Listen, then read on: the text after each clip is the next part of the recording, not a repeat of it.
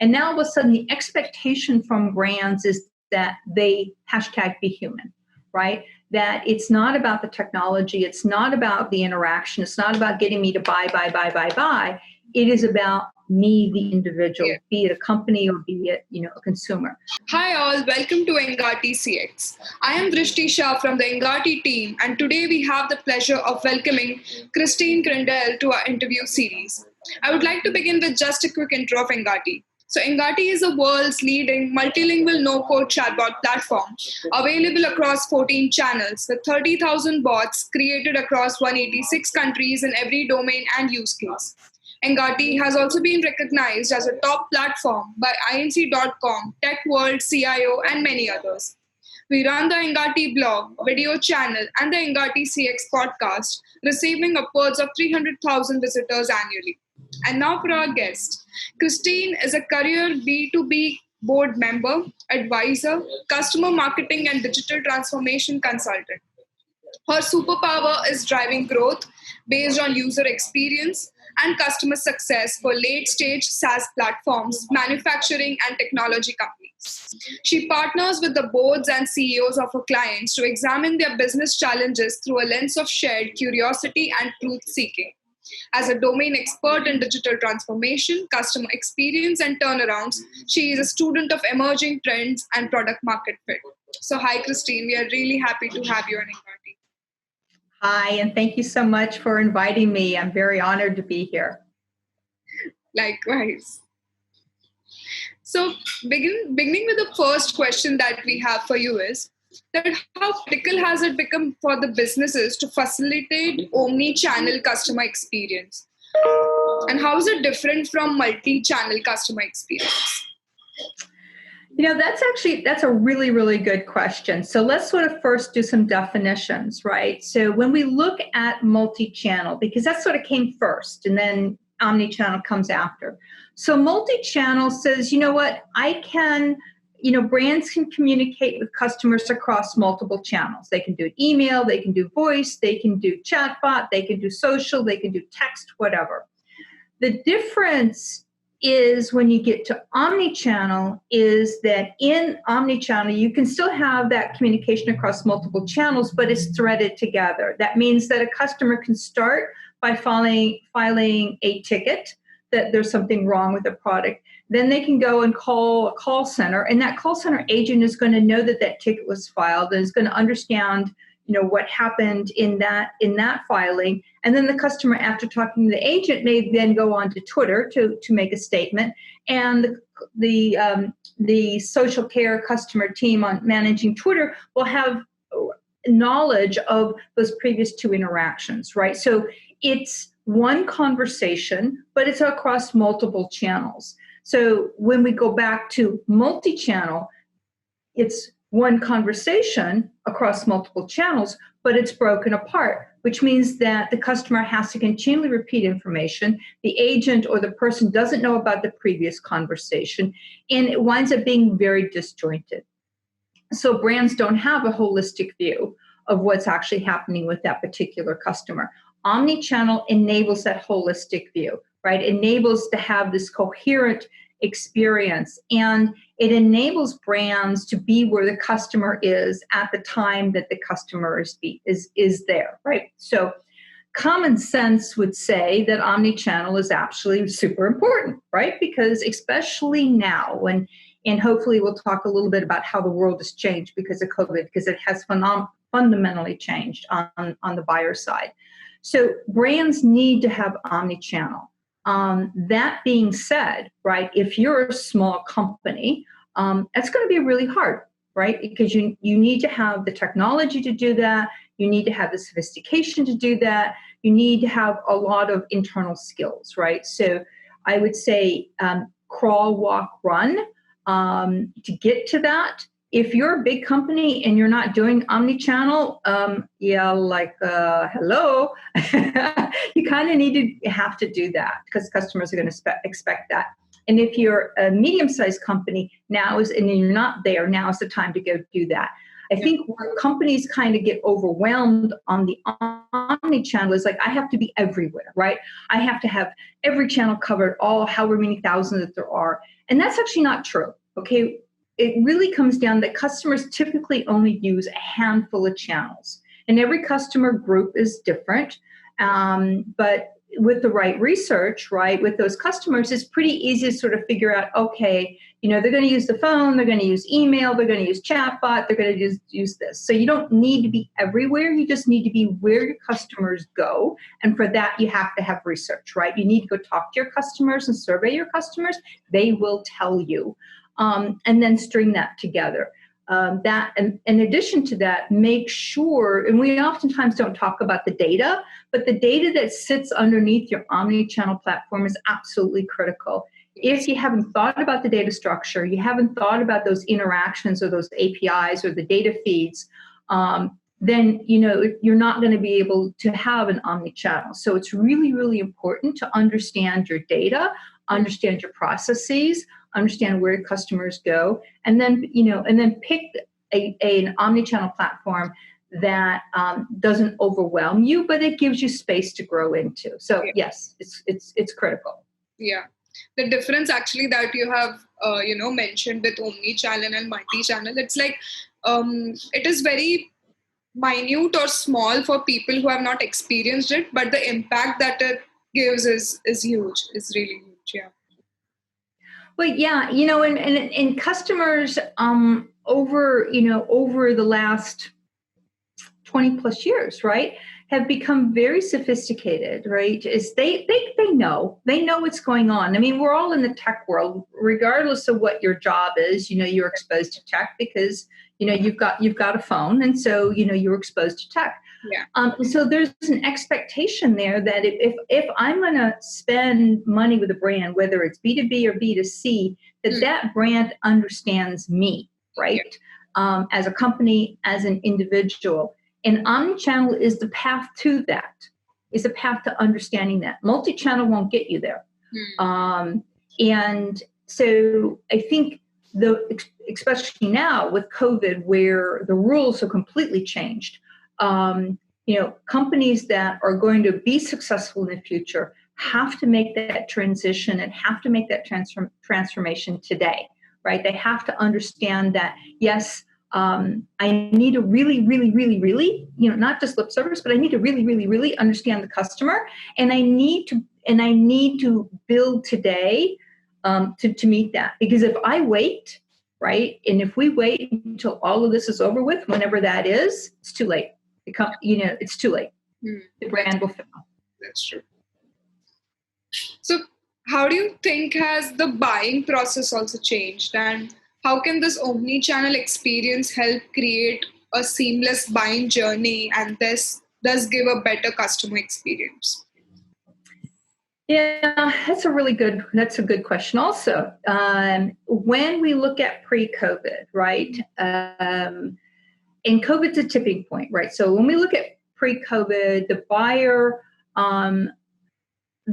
buyer expected brands to understand what their needs were, where they were going, how they wanted to be engaged, their definition of value, right? So in the buyer oftentimes, and the statistic has been well recited, and I've done thousands and thousands of journey maps, and believe me, it's very true. 80% of that journey is done, the purchase journey is done before that buyer ever wants to talk to a brand. I don't care if you're buying a Cisco rack or you're buying a car, all right? It's the same thing.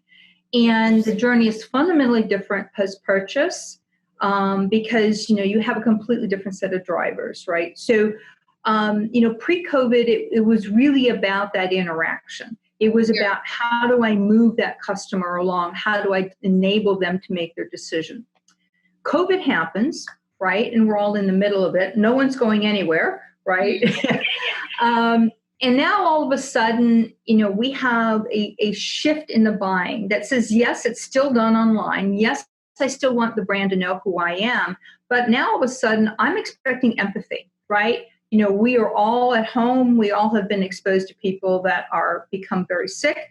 And now all of a sudden, the expectation from brands is that they #be human, right? That it's not about the technology. It's not about the interaction. It's not about getting me to buy. It is about me, the individual, be it a company or be it, a consumer. So that holistic view of where is that customer, that ability to understand what's going on in their personal lives and have empathy and compassion is absolutely critical, because now when buyers, again, B2B or B2C, are looking at the purchase from a brand, they're going to say, does that brand understand me, right? Did that brand, during all of this beginning of COVID, push me to buy when I lost my job, right? And so now all of a sudden that factor or those variables that went into the decision about which brand wins and which brand loses is completely different than it was pre-COVID.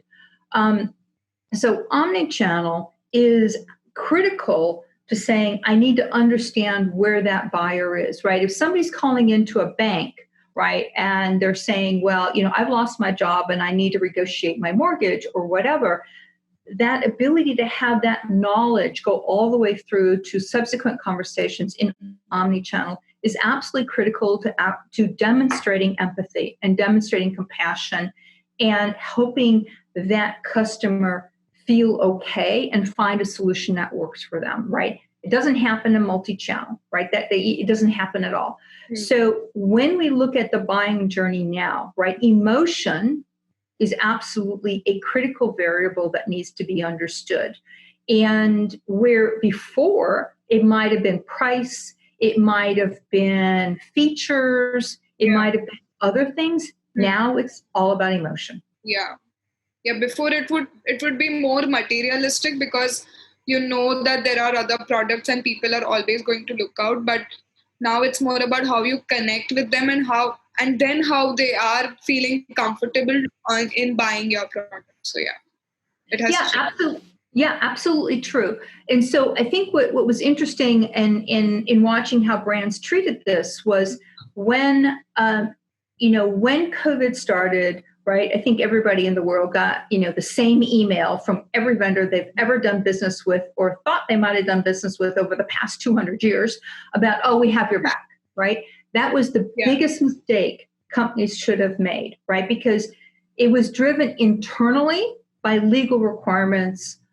It wasn't driven from compassion, right? And realizing that some brands said, we're stopping on outbound demand generation. We're stopping on customer acquisition. So Salesforce is a great example. They said, no outbound, no calling, call your customers and prospects to say, are you okay? Do you need anything? Can we send you anything? Can we touch base? Those brands that did that and that continue to do that are brands that are being memorable, right? So it's not about the flashy ad. It is about, did you really care, right? And so the dynamic has changed. The equation has changed. Right. That's true. So nowadays, customers want real-time solutions. So how can conversational AI play a major role in this digital transformation? So AI, so I'm going to call them virtual assistants because they come in all sorts of different forms, right? And so it's interesting. It's interesting when we look at it from a business side and what we look at it again, from the actual consumer, right? How the consumer or how the customer uses. I think if we look at where our virtual assistants have been used in the financial sector, right, it actually saves banks and financial institutions somewhere in the tune of around, $7 billion annually, right? So, that will be, let me rephrase that. They're going to save, by the year 2023, they'll save $7 billion annually, and that's an increase from $209 million in 2019. Source of that is Jupiter Research. What's interesting is that number, right, those numbers equate to 862 million man hours, right? So when we look at virtual assistants, it saves time, right? It's not about eliminating jobs, right? Which is immediately where everybody goes, right? That's not what it's about. But it's about automating routine jobs, right? Such as I need to change my address, or what's my bank balance, or has my deposit been registered, right? It's that really basically are not good use of agents' time, and enables agents to, again, have a little bit more time to spend time building a relationship with the customer and dealing with really hard problems. So for those companies that have used chatbots, 64% of them have actually seen an increase in Net Promoter Score, right? So there's a correlation there, right? And consumers are getting a lot more comfortable. But that being said, right, brands that have looked at virtual assistants and say, well, I'm going to implement technology because I just want to cross the board save money, I want to save time, right? Without understanding where does the customer want to engage with a chatbot and where do they not want to engage with a chatbot, are experiencing trouble, right? Because nothing annoys a customer more than the inability to actually talk to a human at a brand, right? And always encounter a chatbot. And I've come across that. And those are vendors that I actually no longer do business with, because if I can't talk to somebody, forget it. That's not right. So there's this investment that says, or I should say, and again, this is this tipping point of COVID that says automation for the sake of automation and GWIS technology for the sake of GWIS technology is a recipe for failure. However, looking at it from how do I enable that customer, right? How do I help them to achieve what they want to do? How do I bind that customer to me by having great service and selectively using virtual assistants in those particular instances where customers have very clearly said that I'm happy engaging with a virtual assistant? That's the recipe for success, right? You're still going to get the man-hour savings, you're still going to get the cost savings, but with that, you'll see an increase in customer sat, not a decrease. Because the one thing that we can never forget is that all of this technology will never replace the phone, right? If there's a problem, the first thing you're going to do, and it doesn't matter if you're 18 years old or you're 70 years old, you're going to pick up the phone, right? And there have been lots of studies that have been done to do that prove that point out. So again, it comes back to, where we started this conversation about omnichannel. It's like, what channel, you need to know along the way, but again, what channel, be in the channel where the customer is going to be based upon their situation and what they're trying to achieve. Yeah, that's true. That's absolutely true. So how do you think are EX and CX linked when crafting this omni-channel customer journeys? They're so tightly intertwined. And when I look, I've been doing CX for a long time, right? And when I look at the trajectory, CX is so much further ahead than employee experience, right? It wasn't until maybe a few years ago that people kind of went, oh, well, there's this thing called an employee experience. I'm like, well, there never wasn't an employee experience. It was always there, right? Yeah. And so I think when we talk about employee experience, it opens up a whole nother, can of worms, so to use an American phrase, in that, we have the same transformation that's happening on the customer side is happening on the employee side, right? In that, just as it's important that we understand the customer and we understand their expectations and their journey and their definition of value, the same thing happens to be on the employee side. And we have just chosen over the past, decades and millennial to just ignore that, right? Because the belief was, well, I'm the employer, I'm paying you, right? You are my property from 9 to 5, right? That went out the window, about in 2010 with the rise of the gig economy, with the rise of, freelancers, contractors, and all of this. So now all of a sudden, if you're not my property, right? And if I can't control what you do from 9 to 5 or whatever times, all of a sudden I need, you are now a customer, right? I need to understand you, the employee, where you are in your career, how you feel, what makes you perform the best, what makes you perform the worst. And I need to deliver an experience so that you can in our contract, I pay you, you do this. So in this contract that you actually are doing, we both get out of it what we want, right? And so this decoupling of what happens at the employee level and what happens at the customer level can no longer happen. Right. Because if an employee is happy, and I use the word employee loosely, I rather just call it worker, right? Because not everybody's on payroll anymore. If the worker is happy, satisfied, respected, and appreciated, they are going to carry that over into their interactions with customers, right? And so, and companies kind of cleave these two apart, and you can't, and that doesn't work anymore. You can't just say, well, I'm going to be all for customer experience, and I'm going to be empathetic and compassionate to my customer, but oh, you worker, I want you to work overtime and you have to work this weekend. It doesn't work, right? So I think where omnichannel comes in is there's an out-facing omnichannel that has to do with the customer, but there's also this kind of inward-facing. It doesn't look like omnichannel, but it's coming back to understanding, where the employee is, right? I say you have to manage and you have to lead from the head and the heart, right? I need to understand where you are in your life. I need to understand where you are in your career. I need to understand, what you want to build. And there has to be that experience on the inside that caters to that, right? That caters to building the right culture, caters to continuing education, that enables you to be successful. And then where the two, customer experience and employee experience, come together is on looking at those touch points. Too often companies don't understand that employees, and workers, they need help in connecting the dots.